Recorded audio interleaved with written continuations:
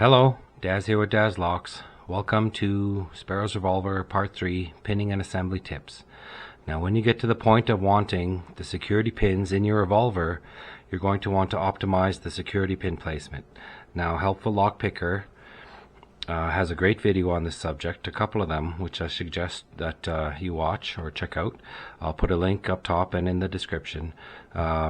He is showing how to check that the spool pin, in this case, will come into play with the pick. Now he has the core pulled, but if you take the key out and look at the bitting, you can see that on the left side of the key there is this shelf. Now that shelf lines up to about where the tip of the key pins sit in the core, right along here. See that? That's not affecting those key pins at all. So if you take a pin, I'm going to use my tweezers. If you take a spool pin and hold it alongside your key with the bottom just touching that shelf, you should be able to tell if it'll come into play. Now let's check this key here. So 1, definitely. 2, no. 3, not really. 4, oh yeah. 5, for sure. So I have 1, 4, and 5 with this bitting that will utilize a spool pin and give you that challenge that you're looking for. Now this practice lock comes pre-pinned with Bible number 1 having all standard pins, then 2, 3, and 4 having security pins in the 2nd and 4th spot. Now according to my key, the 2nd spot is no good for any security pin. So let's confirm this key check by pulling out the core and testing. Now you can see here that I have filed a line on the part where the top of the key lines up. There's videos running on the side throughout this video. You can see that this lines up with the top of the key so that I always know where this part is, because I have moved this unknowingly and the grub screw popped out when the spring let go, and then the driver pins kind of scurried everywhere. Now there is a set pin on the right side of the key, and there's also the Sparrows little keyway logo that points to the top. But when you're doing your repinning, you're looking down and you can't see any of those. So what I do is I turn the key to the next Bible, and then you just pull your key out a touch so that it's not going to move on you.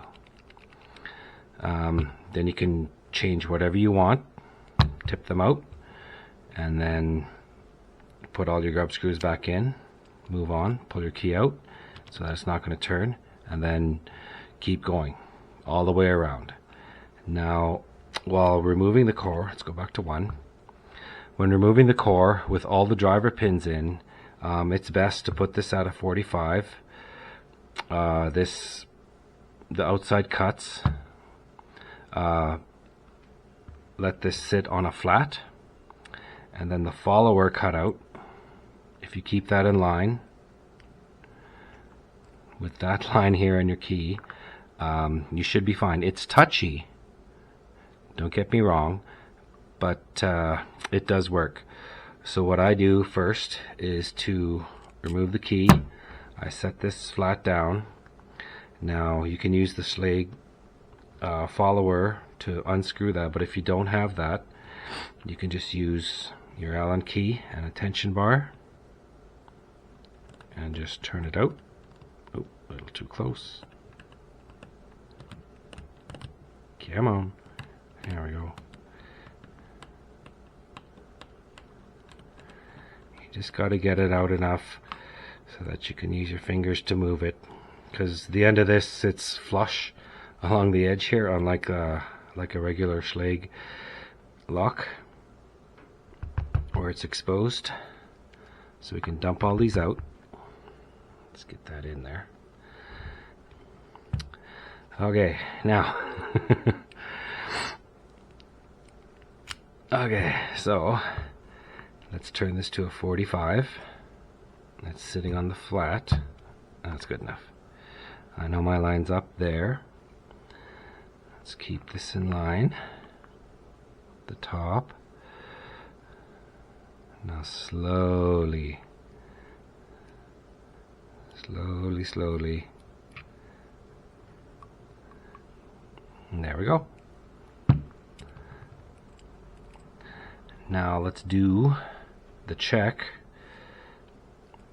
with spool pins to see if that key method is accurate. So I'll grab spools here. Let's put them in.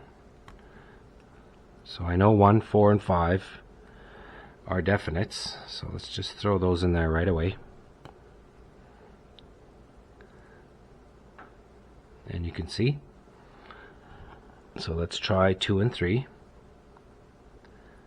2, ooh, nope. Let's try 3. Ooh. Ah. Let's try 3.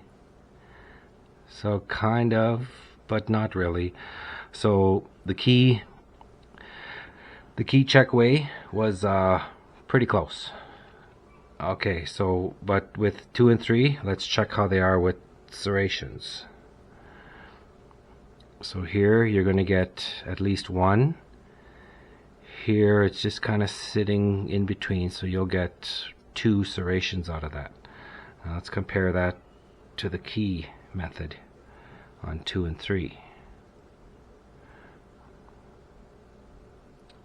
So I set this at the bottom. You can kind of see, yeah, you'll get 1, and it's just a touch up higher, so you will get 2 to 3. So it's fairly accurate. It's not perfect, but it's accurate enough for our purposes. Now let's have a quick look at this 6-pin key with spools, for example. 1, not really. 2, yep. 3, meh. 4, yes. 5 and 6, no way.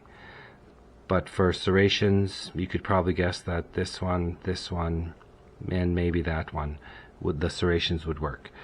Doing this kind of check with the key, you can kind of visually look at it and guess that they're going to work or not. So I have a couple older Schlage keys, and you can kind of just practice your looking. That one looks pretty decent. Those would definitely be great for serrations. Here's a couple that would take some spools, and probably 1, 3, and 5 for sure.